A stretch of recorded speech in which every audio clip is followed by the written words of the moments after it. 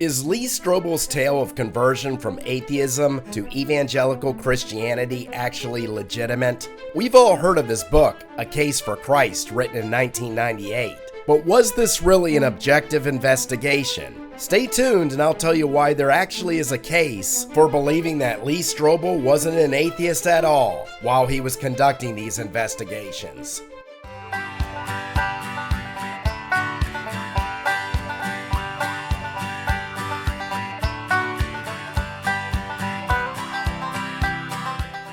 Decades ago, I was advised by an evangelical friend of mine that I really needed to read a book called The Case for Christ, written by Lee Strobel. He told me that this book would convince any jury that the crucifixion and resurrection of Jesus Christ was a plausible tale. Unlike the Christian fundamentalist, I actually seek knowledge. I'm always looking for the truth. So I went to Barnes & Noble and bought the book. Read it over the course of about a week. I think the year was 1999, long before it was easy to research someone's background on the local internet. And the book did seem to appear to be a well put together series of investigations. And this piece of work by Lee Strobel became a weapon for the Christian apologist. It seemed to put a dozen nails into the coffin of the skeptic. But after pretty extensive research into the background of Mr. Strobel and all of his interviewees, as I've also read the second edition of A Case for Christ as well, I don't find his earlier claims of being an atheist while he conducted these initial interviews credible at all. Now, for those of you who don't know Mr. Strobel's background, he has a Bachelor of Journalism degree from the University of Missouri, and he has a Master's of Law Studies at Yale. Pretty impressive resume. He was an investigative reporter for the Chicago Tribune and other newspapers over a span of 14 years. And he was very acclaimed, especially in legal journalism. You can't say he isn't smart and you can't say he isn't competent. In 1979, as depicted in the movie version of A Case for Christ, his wife Leslie was recruited into the Willow Creek Church, which was founded by Bill Hybels.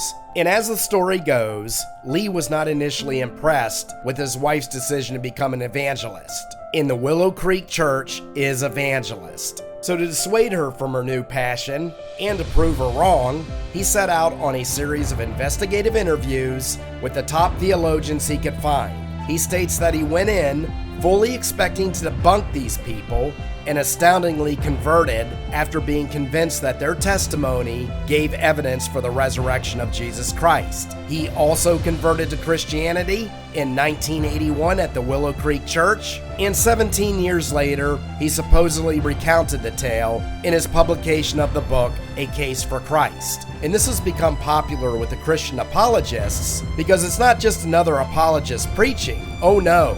It's an atheist who was converted because of the veracity of the evidence on the crucifixion and resurrection of Christ. Lee Strobel eventually became a teaching pastor at the Willow Creek Community Church from 1987 to 2000, and today is the founding director for the Lee Strobel Center for Evangelism. Now, I'm going to create a playlist of all the interviews that Mr. Strobel conducted between 1979 and 1981, and I'm going to show that much of his interviewees' credible evidence isn't credible at all. But if I were to do that in one video, it would last for hours. But today, I'm just going to give a general overview of why I don't believe his story of being an atheist when he conducted these interviews.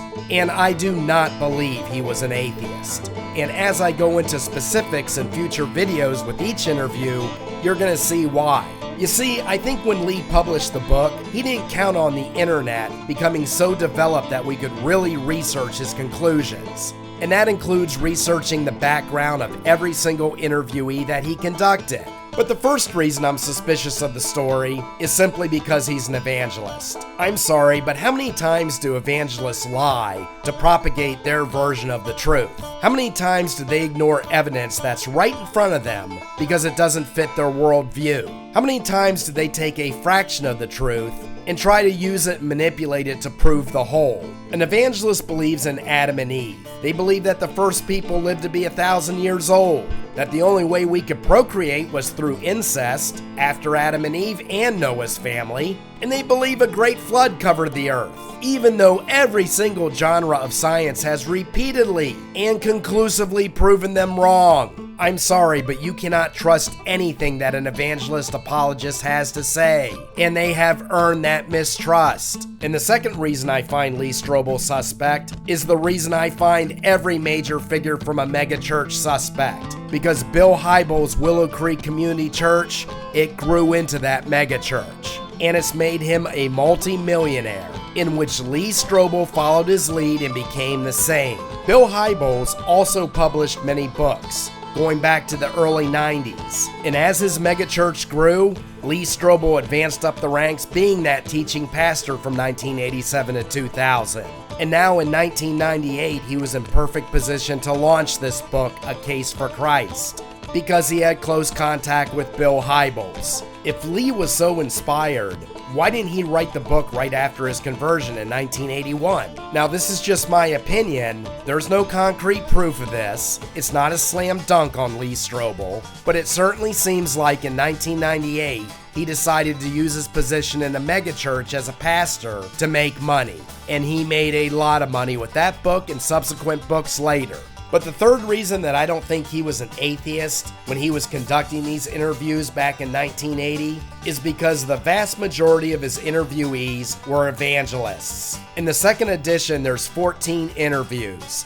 12 of them were tied to evangelist churches. Their educations going back to evangelist colleges, and many of them are professors at those type of colleges today. 12 out of 14 were linked to evangelism. I can understand interviewing maybe a few evangelists in order to keep the playground fair, but 12 out of 14? Are you kidding me?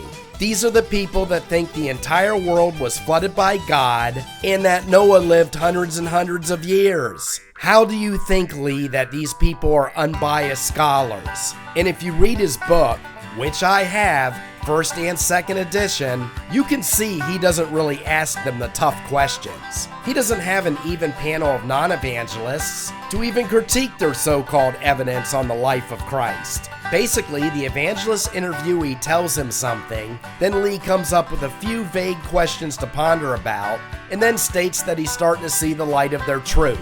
Before he published his book in 1998, how come he didn't run these fundamentalist conclusions by Bart Ehrman, who is a renowned biblical scholar? And Ehrman is important because he was once a fundamentalist who deconverted to atheism. He left the evangelical Moody Bible College because he was actually educating himself on the biblical history and origin, which didn't coincide with what the professors at the Moody College were teaching. That would have been a great person to interview. Christopher Hitchens, Bart Ehrman, Sam Harris aren't convinced by these apologists, not even remotely. But Strobel basically asked soft questions and then sat back and said, well, I guess I believe you.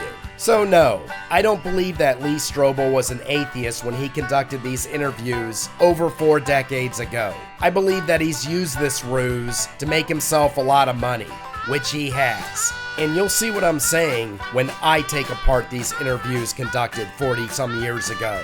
But until then, if you'd like to read another work of fiction, and at least I admit it's fiction, check out my book, The Second Fall, a story of what I think the apocalypse will be like if Christ ever returned, and guaranteed to offend the fundamentalist. And we'll see you next time as we take the sword of reason and reality and thrust it into that heart of ignorance.